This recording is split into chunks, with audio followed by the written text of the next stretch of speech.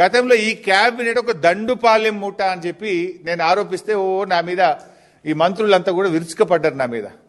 ఇప్పుడు నేను అడుగుతున్నా, మీ దండుపాలెం మూట కాకపోతే ఏంది? మీరే బయటపడుతున్నారు కదా, తన్నుక సస్తున్నారు కదా.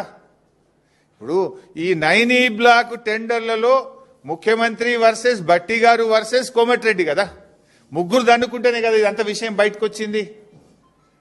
ఇలా బొగ్గు టెండర్లలో, సింగరేణి టెండర్లలో రేవంత్ రెడ్డి గారు వర్సెస్ బట్టి గారు వర్సెస్ కోమటిరెడ్డి గారు. నాకు దక్కాలంటే నాకు దక్కాలి, నా మనుషులకు దక్కాలంటే నా మనుషులకు దక్కాలని ముగ్గురు మధ్య వాటాల పంచాయతీ కాకపోతే ఏంది? పాపం మధ్యలో ఐఏఎస్ అధికారులు, జర్నలిస్టులు బలిపశువులు అయిపోయారు. మీ వాటాల పంచాయతీకి, మీ టెండర్ల పంచాయతీకి, మీ కాంట్రాక్టర్ల పంచాయతీకి ఐఏఎస్ అధికారులను ఎందుకు బలి చేస్తున్నారు? జర్నలిస్టులు ఎందుకు బలి చేస్తున్నారు?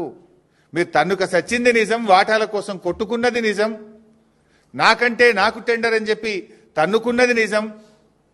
దీంట్లో జర్నలిస్టులు ఏం పాపం చేసిండ్రు?